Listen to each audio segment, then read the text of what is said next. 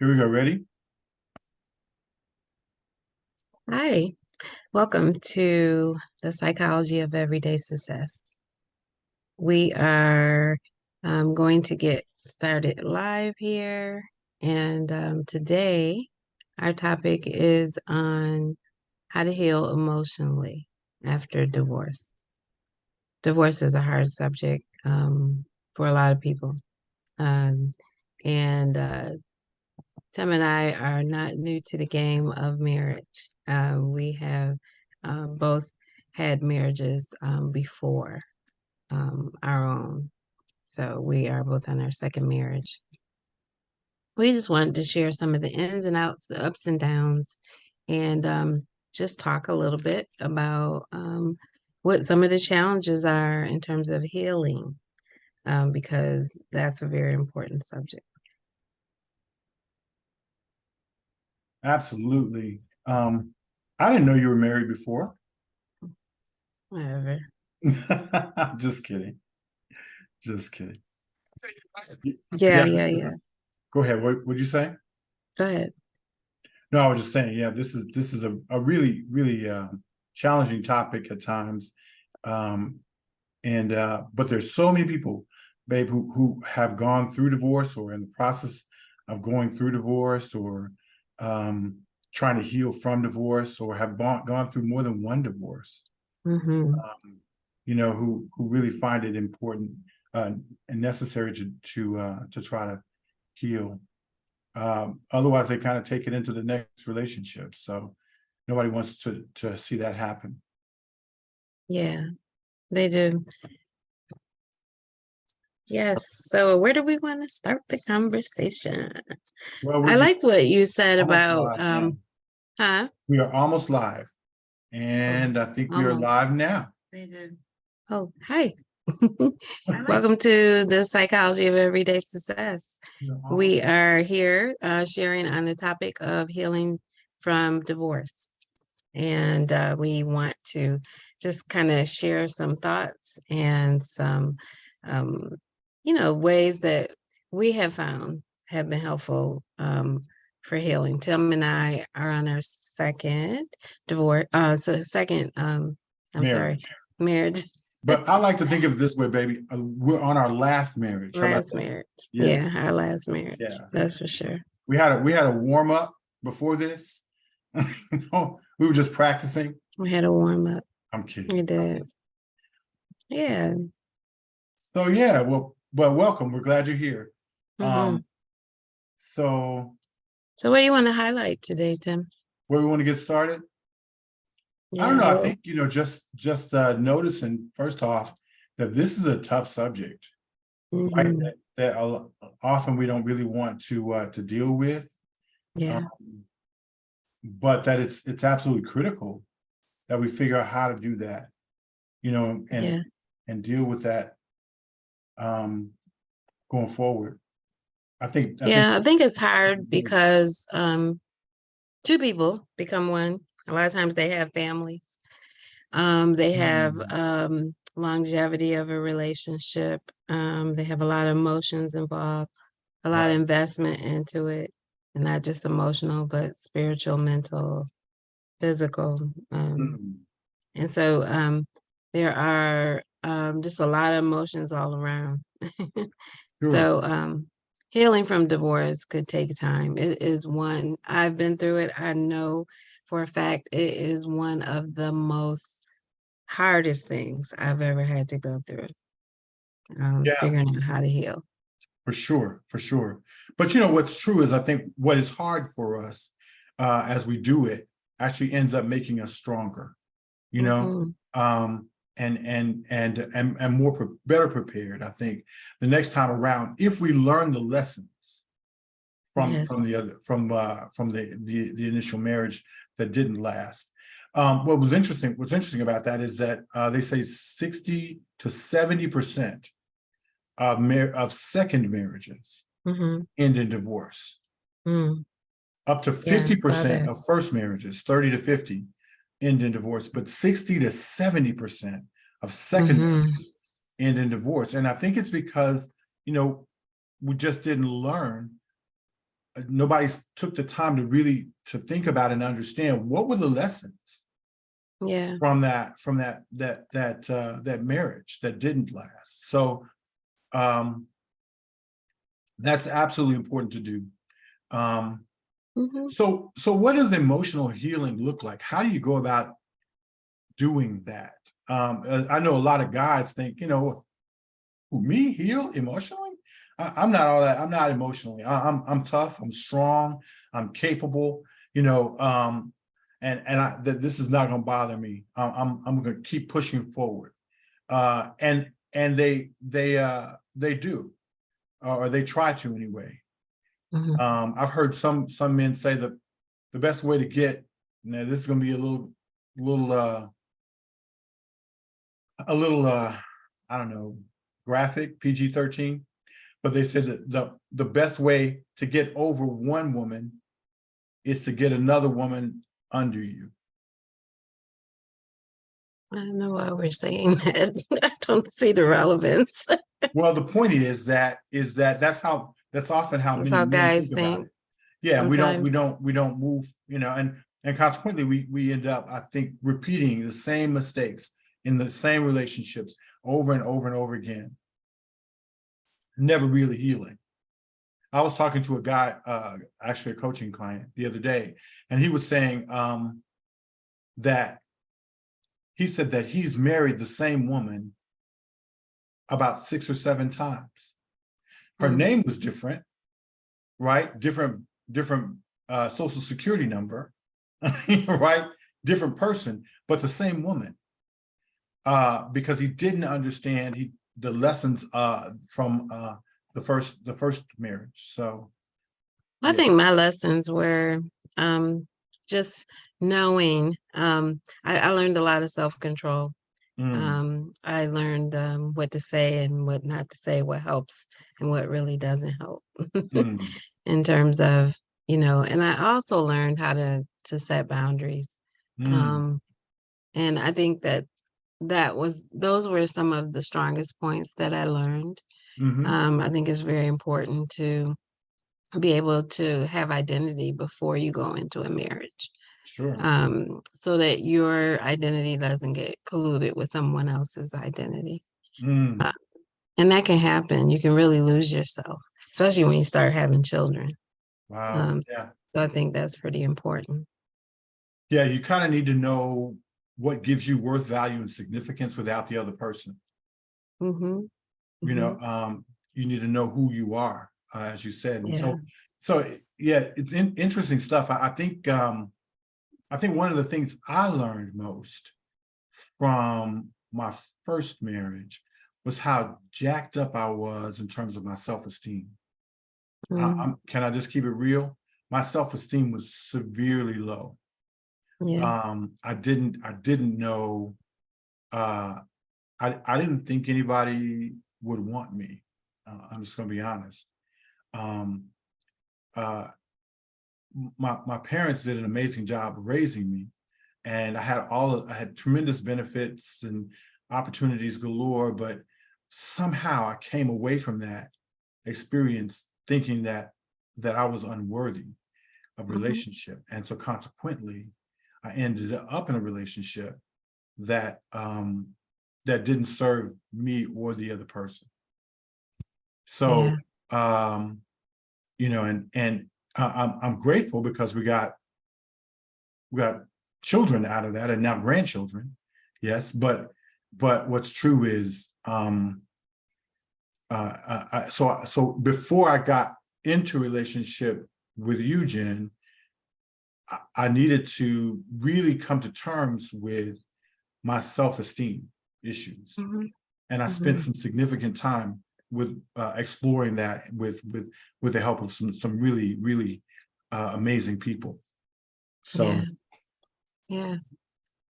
Aren't you glad? Yes, I am. Yeah. And I think being a friend to, your being friends before you decide to go into another relationship is really good too. Sure. not rushing into another relationship. I didn't quite wait 12 months like you mentioned in the radio talk. But I did go into a relationship with you as a friend, and I think that was important, to be able to kind of identify what is this relationship that we're having and be very clear about, um, you know, uh, deciding to move forward in a healthy way. Yeah. Yeah, it was so cool that we became friends first, and then move forward from there. But I think we were only able to really do that because um, neither of us were looking for somebody to fulfill us. Yeah, We yeah, we that's were true. already able. We'd already kind of done the work necessary to understand that we wanted each other deeply, but we Hmm. didn't need each other. Mm-mm. Does that to survive? Does that make sense? Yeah, it And, was and I, fine and I without think it. a lot of what happens, especially in codependent relationships, is Yeah. that we tend to, at least that's where I was. I'll speak for me. I gotta be in a relationship. I need someone else to validate me, to affirm me, to help me to feel good about myself, Hmm. to help my self-esteem to rise. All of that, Hmm. I need that. Um, but having spent some time not by myself, but with myself, I could recognize a person who I could get into a relationship with who was herself healthy, emotionally Hmm. healed, and able to move forward from there. I said 12 months, but that's not everybody's path. You know what I mean? Some people can obviously turn it around differently because everybody has different experiences. Hmm. Hmm. It was 36 months for me, though. Can I just share that with you? I spent Yeah. 3 years that way. So, in without getting into a serious relationship, which was different for me. Mhm. I was the kind of guy I was a serial monogamist. I would go from relationship to relationship to relationship. So, anyway, long story short, or maybe even longer. I'm not telling all my business. Not telling all your business. Okay. All right. Well, keep your business to yourself then. Yeah. No, no, but I think my issue was probably being in relationships at a very young age before I Yeah. really knew who I was. And I think that identity factor is just huge. Hmm. And you know, wanting to be solely with one person Mm. um at such a young age and not Hmm. having, really experienced life and made a lot Mm. of big decisions on my own and not Yeah. having freedom on my own to live my life by myself, Mm. on my own, live by myself. I Right. think all of those things kind of factored into, you know, how I treated my first marriage, how I think we got very, like you said, codependent Hmm. and couldn't really identify those areas about who we were and being in our own strength. So, Yeah. Yeah, absolutely. So let me just ask this, Jen. What do you think was most instrumental in your healing from after your divorce, your emotional healing? What do you think was most um, instrumental? I think just allowing myself to feel what I felt. I spent Mm. some time, really kind of going back over it, reviewing, think about what I probably may have done not so good or too quickly, or, and a lot of times people call that regret. However, Mm. I can't really say that I regret that I was married because I learned a lot from that person. I Hmm. mean, that person was at one point my friend. It wasn't my best friend, but he was a friend. Hmm. And, so I learned a lot from that person. And I think any relationship that I come out of learning, I think is something valuable. um, Sometimes we marry friends, I think, and they weren't our best friend, or we Mm. marry a friend And we find out later, you know what? I don't like this person very much. Mm, mm. And it wasn't, that's because it wasn't the one. And I believe in the one. I believe that there is one person for everyone out there who wants to get married. Yeah, and so interesting how you know that circumstances. Okay, how about we say the universe or God or however you think about that person, that entity, um, brings people together. Because when we met, I was living in Texas and you were living in Syracuse, New York, right? At the time. DC. Well, Yeah, when we met the first time, first time. Yeah, we were living okay. in Syracuse. We were You didn't remember friends. me There was then. no intention about anything serious. Yeah. But in any case, yeah. Then you had moved. By then you had moved to DC. But so what I heard you say though is that is kind of taking the time to explore things for yourself and really kind of looking back and understanding what went well, what didn't go well, you know, and really beginning to allow yourself that space and time to not regret so much having that relationship, but figuring out the things that the value you received from it Hmm. and what you'll take with you going forward. That's good, man. Yeah. That's good. And I Yeah. was a spiritual person, so I had to make some amends too, and talk some Mm, things through with, the person that I had been married with. mhm, Um, so yeah, I didn't want to leave it mucky or, feeling like I mhm, hadn't had a chance to say the things that I need to say. that's good. That's good. Hmm. I think for me, I was really just the thing that was most instrumental for me was learning how to be with myself, how to be.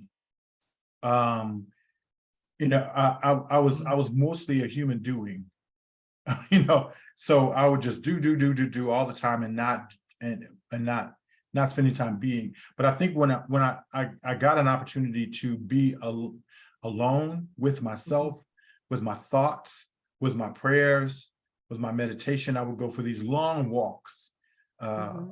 sometimes 2 or 3 a day, depending on what was going on in my life at the time, and just really getting the opportunity to begin to heal. I also worked at my body, healing at my body physically.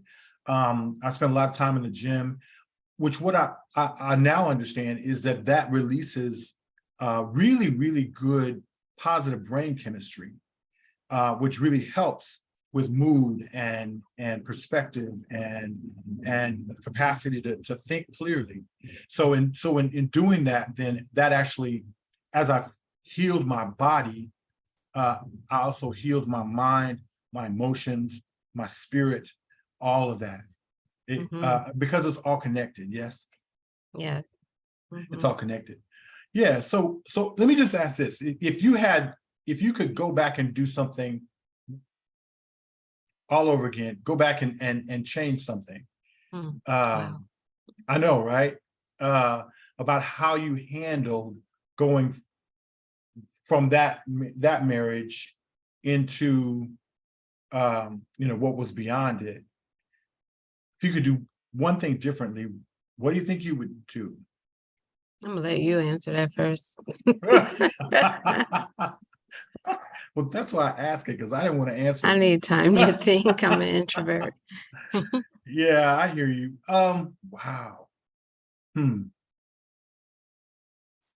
Uh, I don't know. I think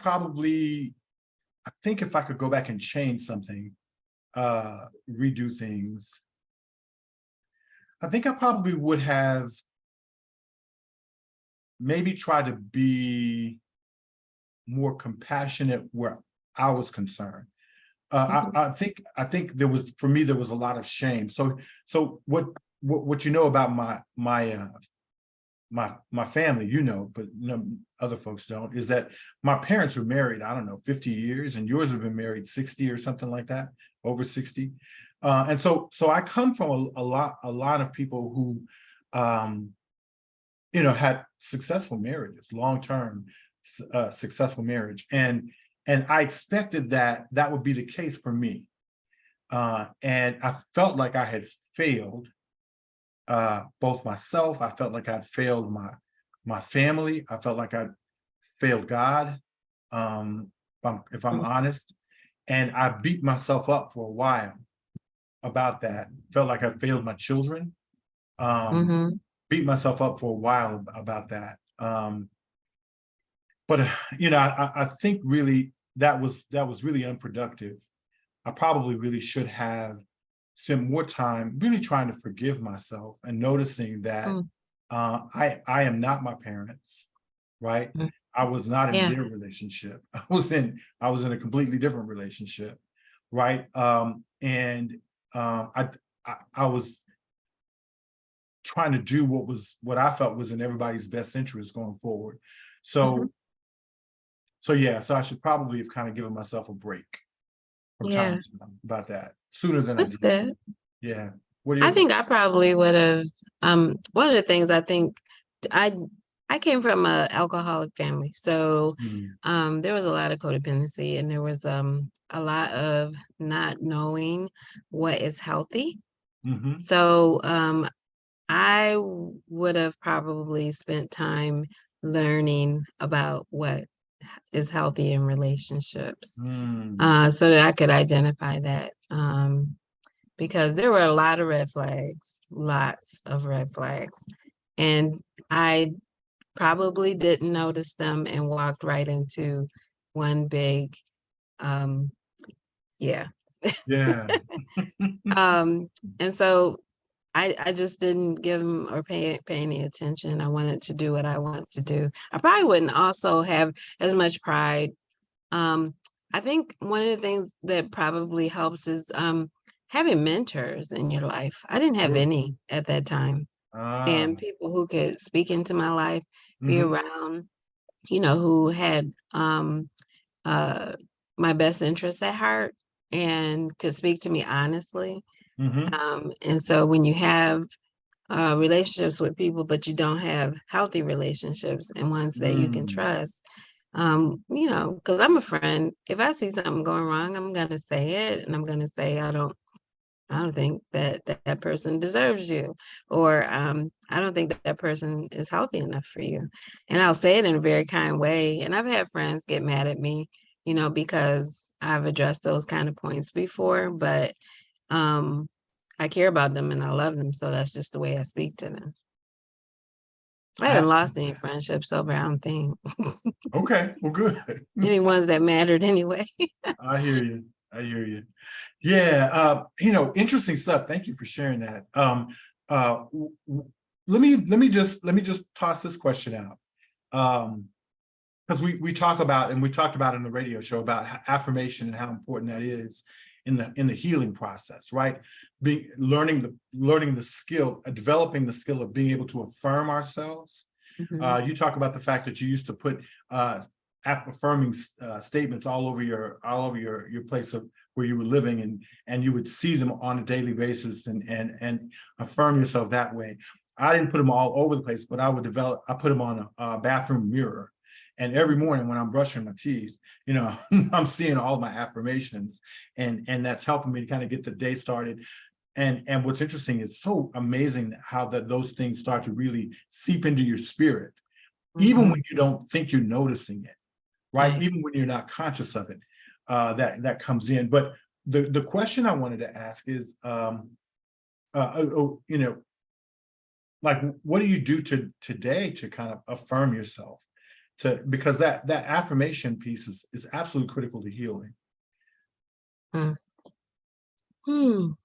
I don't know. And I'll go first if you want me to. Yeah, I'll let you go. All right, no problem. So started out doing this thing with the kids. So our last name is Owens, right? Oh yeah. And Owens, we created an acronym for it. Overcoming winter, energized by the need to succeed. overcoming winter, energized by the need to succeed. And so, you know, what I would do every day, Which stands for Owens. You said that? Owens, OWENS, yes. And so one of the things I would do where the kids were concerned is every morning before school, when they were much younger, I would call them and I would say to them, I would talk to each of them individually, all three of them, and after we spoke, the last thing I would say is, so what's your name? And they would say, I'm an overcoming winner, energized by the need to succeed. And we did that every morning before school. And I would say, just be yourself and you'll be fine. Mm-hmm. Right. And so what's interesting about that is, you know, after a while, you kind of get to the point at which it becomes more of a chore for them, right? They're bored with it. And I'd say, what's your name? They go, I'm an overcoming winner, energized by the need to succeed. You know, and you know, but what's true is that it stuck with them, I believe. I know it stuck with them even into adulthood. I could likely ask each of them today, what's your name? And they would be able to say that, repeat that acronym. But in any case, and they've done really well. Obviously, there was more to it than them repeating that every morning. But that's an important piece, I think, is being able to repeat. So I encourage people to generate an acronym. One of the things I did for me specifically, is I created an acronym out of my name, Tim. And it was to try to overcome the fact that I had low self-esteem, right? And so I would say to myself, I am Tim. I am totally incredible, tenaciously irresistible, and 100% my own man. That's who I am. I am totally incredible, tenaciously irresistible, and 100% my own man. And I would repeat that sort of thing, and that helped me actually to increase my self-esteem over time. So speaking life to yourself is very important. Yes. Good for recovery. Absolutely. Yeah. Speak life. Yeah. Yeah. I did a lot of the affirmations. I did a lot of walking myself too. A lot of meditation, even mindfulness. Like I think today I do mindfulness. You know, I have a journal on mindfulness and just being able to be present, to know how I'm feeling, I identify how I'm feeling, and then do something about how I'm feeling. I think all of that is relative to, you know, it's very different contrast from how I did after my divorce. I didn't really do a lot of intentional healing by doing exercises to kind of support myself. So I think that kind of practice, those kind of practices are very important. Absolutely. That's called doing the work, right? And you know, we talked about that in the radio show, doing the work. Because if you don't do the work, ultimately you'll take the baggage from the old relationship into newer relationships. You won't heal. You know, it's kind of like, I think, going to a doctor, and the doctor prescribes, hey, you need to go to a physical therapist in order to kind of get your body back in functioning properly. And ultimately, the physical therapist goes and they prescribe a workout routine, an exercise routine prescription. And if you don't do the work, if you don't do the exercises, ultimately your body won't heal. You won't develop the functionality that you need in order to go forward, in order for your body to be fully capable of what it's capable of. Was one of the exercises talking to someone that was healthier than you? Did you do any of that? Oh, yes, I did a lot of that, actually. A lot of that. Yeah, Yeah. actually, a lot of that. I had several buddies, friends who I could talk deeply about and be honest about what I was thinking, what I was feeling, what was happening in my life. So Yeah, after absolutely. mine, I developed a group actually of people who we got very focused on Mm, finding out what healthy meant and what good relationships were. And we even sought some of that spiritual healing to be able to do that as well. So, and yeah. that was actually very, very helpful because by the time you came around, I was able to kind of notice, that yes, I probably was ready again, to try it at least. So, So, and actually, and absolutely, now here's the thing I think I want to hasten to say is that even though we did the work prior to being married again, right? There is still work to do. We're still yeah. not perfect. Yeah. We got other stuff to deal with, and marriage is still difficult. It's hard. It's Mhm. rewarding, but it's hard, Mhm. at times. So, and I think that's the assumption is that when I find the right person, it's just going to be easy. No, no, no, no, no. There's still growth that has to happen. You have to Mhm. grow together. You have to grow as an individual. And you have to be honest with each other. Oh, you got to be honest with each other and honest with yourself. And honest with yourself. That's often a tough thing to do, but yeah, Mhm. but that's so important, to notice that even if you do the work Mhm.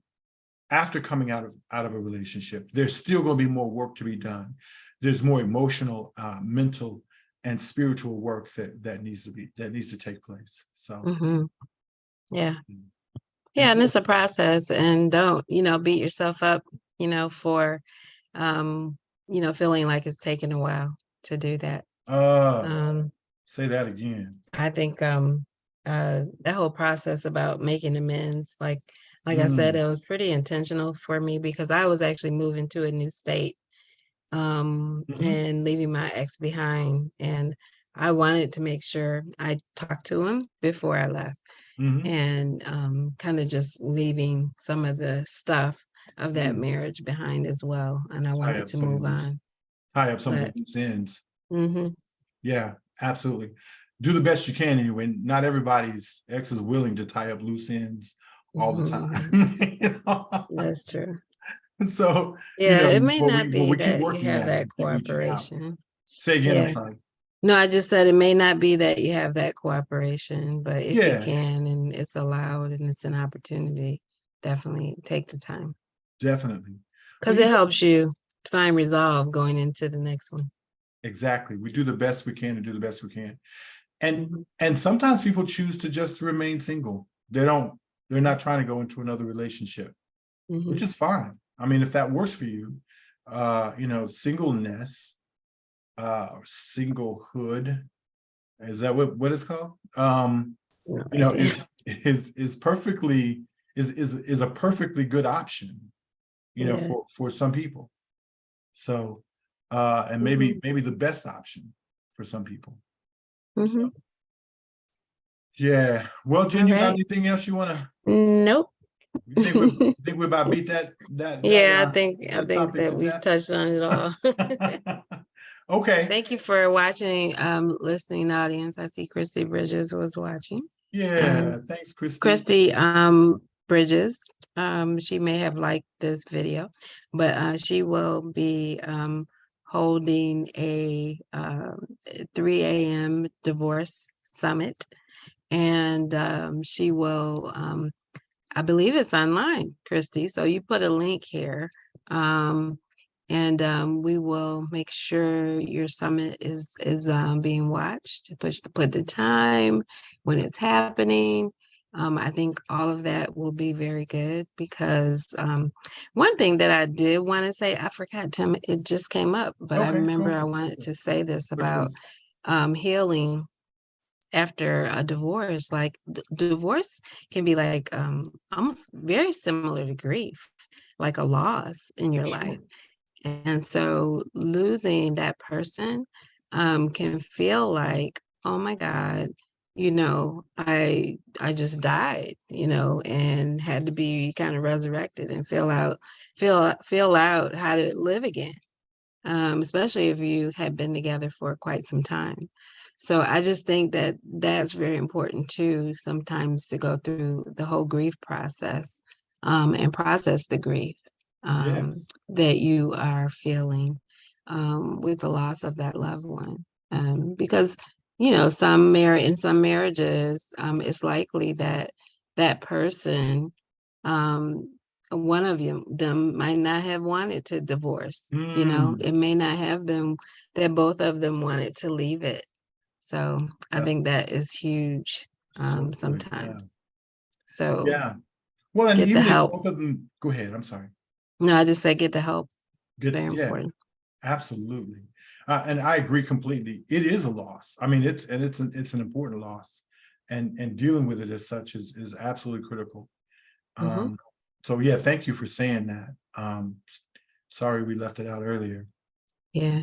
Um, wanted to go back and kind of agree with plug Christie's stuff again. So Hmm. Christy Bridges is doing a summit uh, around recovering from divorce. And so Hmm. we're going to give you all the information and about when that's going to happen. It's going to happen, I believe, in September of this year. So we'll make sure that we post in the group and online all of the information about that. She's also working on a book Hmm. that I think both Jen and I have done a chapter. And Jen, you did a chapter, right? Yeah. Yeah, Uh, we both wrote. yeah, and she's going to be sharing that. It's about recovering from divorce as well. I think that's supposed to come out on Valentine's Day of next year. So stay tuned. Yeah. Christy's a good friend and an awesome, amazing human being, and we just love her and her husband Richard. So we want to be supportive of them as well. Yeah. All right. All Well, right. if that's all, we'll end it right there. But catch us again, join us again next week. We'll do this again. Hmm. We're excited. Have a great day. Bye-bye. Thank you for watching.